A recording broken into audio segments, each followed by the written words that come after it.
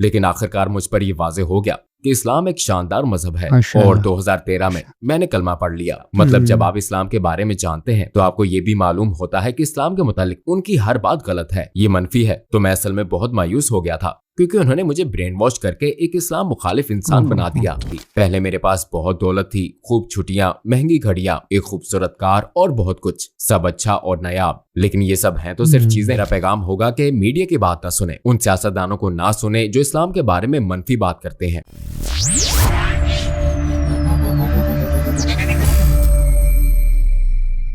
अस्सलामुअलैकुम वरहमतुल्लाहि वबरकातुहू। मैं आपका भाई वाजिद अली। आज हमारी वीडियो ऐसे शख्स के बारे में है कि वो इस्लाम के पहले बहुत सख्त खिलाफ था। तो इसको आज हम जानेंगे कि इसके ऊपर कोई प्रेशर था या ज़हनी दबाव था या ख़ुद इसने हकीकत को पहचाना। तो देखते हैं मेरे दोस्तों कि इस कहानी में हमारे लिए क्या सबक है। तो वीडियो शुरू करने से पहले आपकी खिदमत में दरख्वास्त है, जो हमारे चैनल पर नए हो तो चैनल को सब्सक्राइब करना ना भूलिए। तो टाइम वेस्ट नहीं करते, वीडियो को स्टार्ट करते हैं। वीडियो को शुरू से आखिर तक लाजमी देखिए। अस्सलाम वालेकुम भाई आर्नोल्ड, शुक्रिया आप हमारी दावत पर तशरीफ लाए। मैं इस सवाल से शुरू करूंगा कि आर्नोल्ड वान डॉन कौन है? वालेकुम अस्सलाम, मुझे यहाँ बुलाने का शुक्रिया। यहाँ ना मेरे लिए एजाज की बात। मेरा नाम आर्नोल्ड वान डॉन है। मेरी उम्र 56 साल है। मैं सन 2013 से मुसलमान हूँ अल्हम्दुलिल्लाह। मैं हैग नेदरलैंड में पैदा हुआ और वहीं पला बड़ा। मैं क्रिश्चियन बैकग्राउंड से हूँ और इसी हैसियत से परवरिश पाई। मैं सियासत में एक्टिव हो गया, फिर PFF नामी इस्लाम मुखालिफ डच पार्टी का मेंबर बना, लेकिन मैं 2013 में मुसलमान हो गया अल्हम्दुलिल्लाह। तकरीबन 10 साल हो गए। मैं हाल इस मीडिया की दावत पर यहाँ इस्तांबुल में हूँ। वो एक प्रोजेक्ट कर रहे हैं। वो 40 से ज्यादा मुल्कों के सैकड़ों नौ मुस्लिमों के इंटरव्यू कर रहे हैं और मैं उनमें से एक हूँ। तो इस अजीम शहर में आना और ये इंटरव्यू देना मेरे लिए बड़े एजाज की बात है। अकीदे के लिहाज से आपकी जिंदगी कैसी थी? आपका किस पर ईमान था? मैं क्रिश्चियन के तौर पर पला बढ़ा। मैं Catholic school, Catholic sports club वगैरह में रहा। मेरे वालिद एक प्रैक्टिकल क्रिश्चियन थे। मैं इतवार और कभी हफ्ते के दरमियान चर्च जाता था, लेकिन मैं कभी 100% मुतमईन नहीं हुआ और ये सिर्फ मामूल का आना जाना था। मुझे जाना पड़ता था, लेकिन किसी चीज की कमी महसूस होती थी, शायद अब दिल की गहराई में, और मुझे हासिल होने वाले इल्म के साथ ये कैफियत हो। मगर बहुत छोटी उम्र में भी मुझे किसी चीज की कमी लगती थी। कुछ चीजें मुझे बिल्कुल समझ में नहीं आती थी। 3 खुदा कैसे हो सकते हैं? यीशु मसीह, ईसा अलैहिस्सलाम खुदा के बेटे कैसे हो सकते हैं? वाकई बात अकल में नहीं आती थी। फिर कुछ और चीजें भी हैं जो मेरे लिए बहुत अजीब थी। मसलन यीशु मसीह का खून और जिस्म, चर्च में ये सारी रस्मी चीजें देखने को मिलती थी। मेरी अकल में ये बात नहीं आती थी। मैं पूरी वजाहत न कर सका कि क्यों, क्योंकि उस वक्त मैं बहुत छोटा था, लेकिन मैं किसी चीज की कमी महसूस करता था। पहली मर्तबा आपने इस्लाम के बारे में कब सुना? इस मजहब के बारे में आपका तसव्वुर क्या था? मैंने मगरबी मुल्कों के ज्यादातर लोगों की तरह इस्लाम के बारे में मीडिया और सियासतदानों से सुना। इस्लाम को 9/11, औरतों पर जुल्म और दहशतगर्दी की तमाम सरगर्मियों की वजह से खतरा समझा जाता था। और नेदरलैंड और मगरबी यूरोप का मसला यह है कि लोग इस्लाम को खुद से स्टडी नहीं करते, वो बस मीडिया और सियासतदानों पर यकीन कर लेते हैं। तो मैंने भी यही किया। मैं इस्लाम के मुतालिक सिर्फ ये जानता था कि ये मनफी है, खतरनाक है। शायद मैं इस मजहब से नफरत करता था। मेरा यकीन था कि इस्लाम का मजहब समाज और हमारी आज़ादी के लिए खतरा है। जब मैं इस इस्लाम मुखालिफ सियासी पार्टी PFF का मेंबर था, उनके सबसे बड़े मकसद इस्लाम से जंग की मैंने हमायत की, क्योंकि मेरे ख्याल में ये जरूरी था और मेरा इस पर यकीन था। क्या ऐसे इस्लाम मुखालिफ प्रोजेक्ट्स थे जिनमें आप शामिल हुए हो?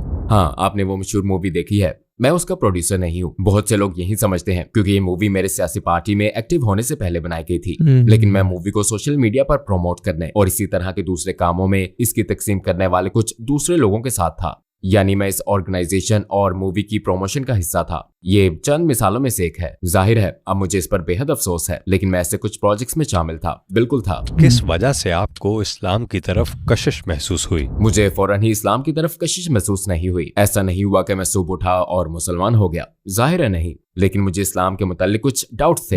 ये बात मेरी अकल में नहीं आती थी। मीडिया हो, सियासतदान हो, ये सब कहते हैं इस्लाम बुराई फैलाता है और ये मुआशरे के लिए, हमारी आजादी के लिए बुरा है और ये बुराई से भरा हुआ है। लेकिन ये बात अकल में नहीं आती थी। दुनिया के 1.5 बिलियन लोग क्या सब बुरे, कुसीले और खतरनाक लोग हैं? हॉलैंड में 1 मिलियन से ज्यादा लोग मुसलमान हैं। क्या ये सब बुरे, कुसीले और खतरनाक लोग हैं? और कितने ज्यादा लोग मुसलमान हैं? बहुत से लोग अच्छे, नेक और दोस्ताना हैं, जिन्हें मैं खुद जानता हूँ, और वो कहते हैं कि आपको इस्लाम के मुतालिक जानना चाहिए क्योंकि इस्लाम के बारे में आपके ख्यालात गलत हैं। हाँ, यकीनन। मगर मैंने कुरान पढ़कर इस्लाम के मुतालिक जानना शुरू किया। मैं मस्जिद गया, इमामों से, दूसरे मुसलमानों से बात की, खुद थोड़ी बहुत रिसर्च की। मैं लाइब्रेरी गया और आप इस्लाम के बारे में जितना ज्यादा जानते हैं ये उतना ही हर एक के लिए और खसूसन मेरे लिए वाज़ेह हो गया। लेकिन उस अरसे के दौरान मैंने जितना इस्लाम के मुतालिक जाना ये उतना ही मेरे दिमाग से दिल में उतर गया।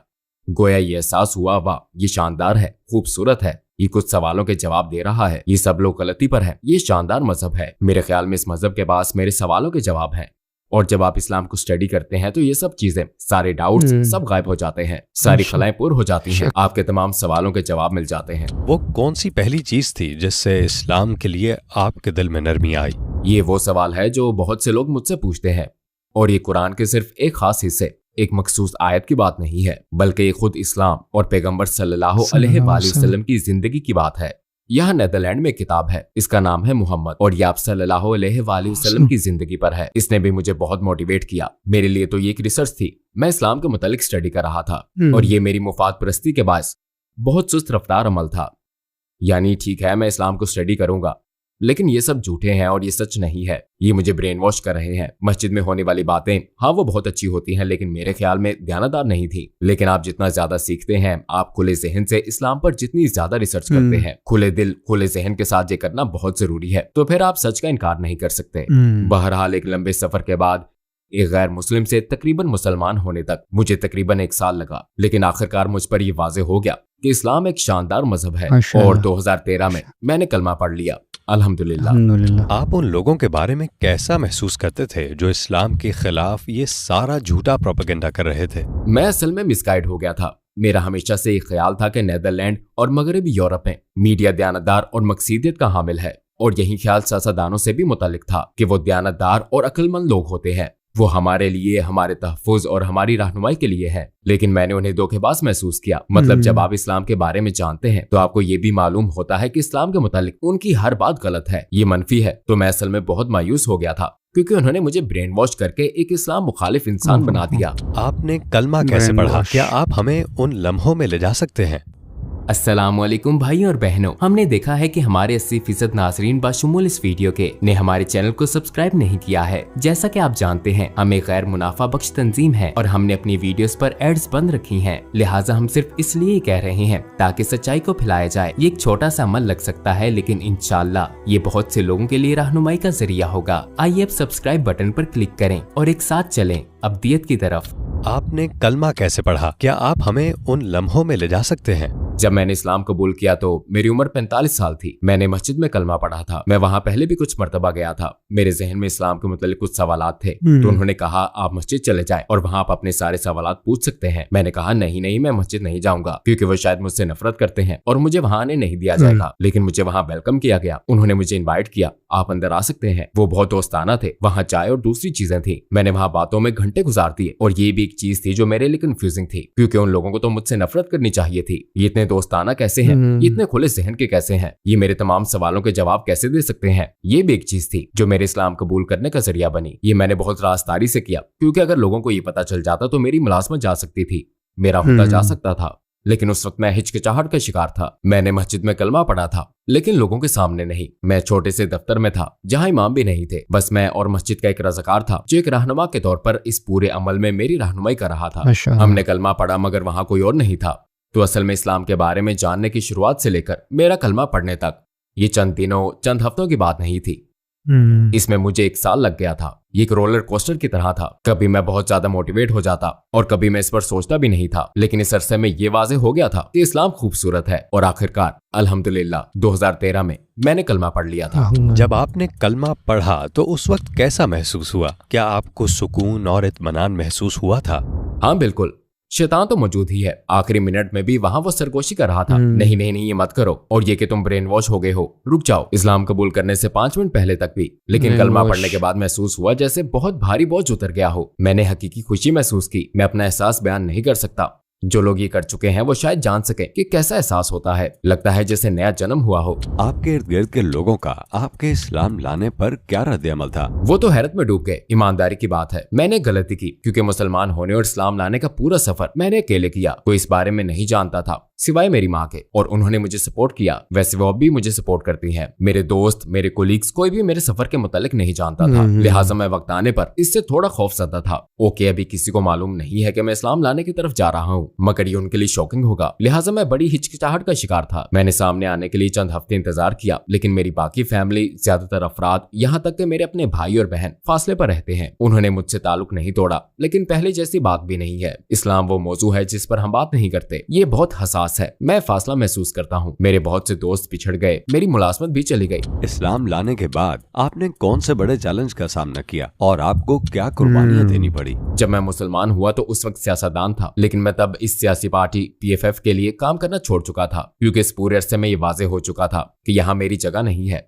लेकिन उनके लिए भी ये बड़ी शॉकिंग न्यूज थी। अगर आप इस सियासी तंजीम, इस सियासी पार्टी में मुसलमान हो जाए तो आपका करियर खत्म हो जाता है। मेरा मुसलमान होना सबको मालूम हो जाने के बाद जाहिर है कि मेरी मुलाजमत चली गई, मेरे बहुत से दोस्त पिछड़ गए, मेरे कुछ फैमिली मेंबर्स खो गए, मेरे बहुत से कुलीग्स छूट गए, तो मुझे कुछ करना पड़ा। अपना घर बेचकर छोटे घर में आ गया, अपनी कार बेचनी पड़ी। मेरी जिंदगी थोड़ी बहुत अयाशी वाली थी। मेरी नजर में एक कुर्बानी नहीं थी। पहले मेरे पास बहुत दौलत थी, खूब छुट्टियां, महंगी घड़ियां, एक खूबसूरत कार और बहुत कुछ, सब अच्छा और नायाब। लेकिन ये सब हैं तो सिर्फ चीजें ही। मैं अपने अंदर एक खालीपन महसूस करता था। लेकिन इस्लाम लाने के बाद ठीक है, मेरे पास ज्यादा पैसे नहीं है, लेकिन इतना खुशो-खुर्रम मैं पहले कभी नहीं था। तो इससे साबित होता है कि ये चीजें, ये मादियत परस्ती, दौलत और महंगी कारें आपके अंदर की खला को पूर्ण नहीं कर सकती। तो ये कुर्बानी मादी चीजों के हवाले से थी। हाँ, दोस्तों और फैमिली की कुर्बानी और उन्हें खो देना, बिल्कुल ये कुर्बानी है। बहरहाल मैं आज जितना खुश हूँ पहले कभी नहीं था। आपके मुसलमान होने के बाद क्या किसी और ने भी आपसे मुतासिर होकर इस्लाम कबूल किया?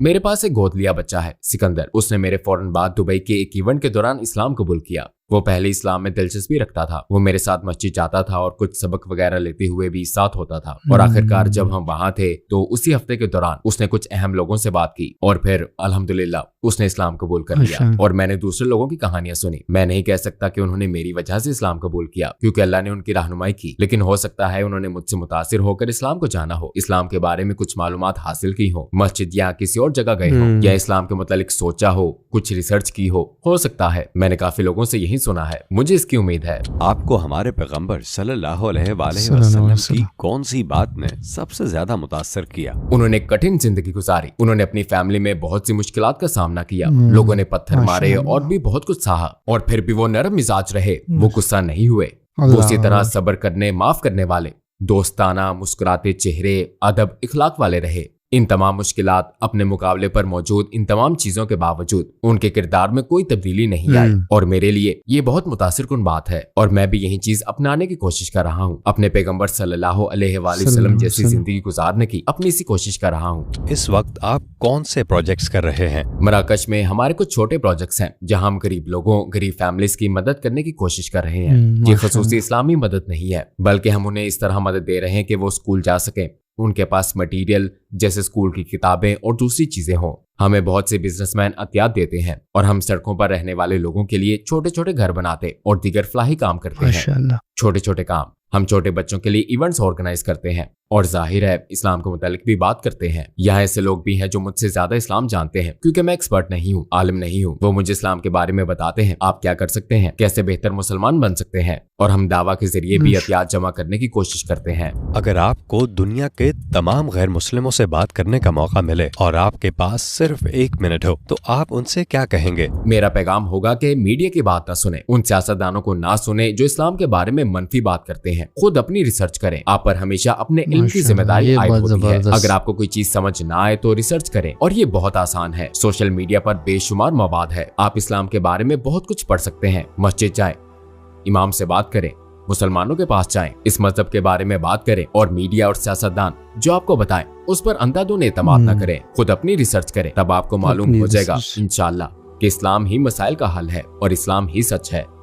भाई आरनोड, इस खूबसूरत इंटरव्यू के लिए आपका शुक्रिया। मुस्तकबिल के प्रोजेक्ट्स में आपसे मुलाकात रहेगी इंशाअल्लाह। इंशाअल्लाह मैं जरूर वापस आऊंगा इंशाअल्लाह। मुझे बुलाने पर एक बार फिर। तो ये वो शख्स था कि अक्सर वो इस्लाम का मुखालिफत करता था, और फिर अल्लाह ने उसको कैसी हिदायत दे दी। मेरे दोस्तों, इस्लाम ऐसा मज़हब है, जब इंसान इसको नज़दीक से देखता है तो हक तआला शानू पे उसको हिदायत देता है। और कामयाब इंसान वो है जो हक का रास्ता पहचान लेता है, जो हक के रास्ते पे चलने वाला बन जाता है, और जो दुनिया में ऐसे ज़िंदगी गुजारता है कि मैं अपने रब को राज़ी कर लूँ। तो वही लोग फिर कामयाब होते हैं, और ऐसे लोगों को अल्लाह हिदायत भी देता है, राह रास्त पे फिर लाता है उसको, और हक और बातिल की पहचान भी फिर उसको दिखाता है। तो मेरे दोस्तों, हमारा इस्लाम ऐसा दीन है कि इसमें इंसान को हर सवाल का जवाब मिल जाता है। और आखिरी में एक बात कहना चाहता हूँ, मेरी दुआ है कि अल्लाह सारे कुफार को हिदायत दे दे और इसको हक के रास्ते पर ला दे। और आप दोस्तों से भी दरख्वास्त है, जितने कुफार है इसके लिए हिदायत की दुआ मांगे, क्योंकि ये हमारी नबी की ज़िंदगी थी। हमारे नबी ने भी कुफार के लिए दुआएं मांगी है। आप सल्लल्लाहु अलैहि वसल्लम के साथ ज्यादती भी करते थे, उसको बुरे भला बातें भी कहते थे, फिर भी अल्लाह की नबी उसके लिए हिदायत की दुआ मांगे थे। तो हम उस नबी की उम्मत है, हम भी इस लोगों के लिए दुआएं मांगे कि हक तआला शानहू जितने कुफार है इसको हिदायत दे दे। वीडियो आपको पसंद आई हो तो दोस्तों के साथ इसको शेयर लाजमी कीजिए। इसके साथ इंशाल्लाह इजाज़त चाहता हूँ, मिलेंगे फिर नई वीडियो के साथ। अस्सलामु अलैकुम वरहमतुल्लाहि वबरकातुहू।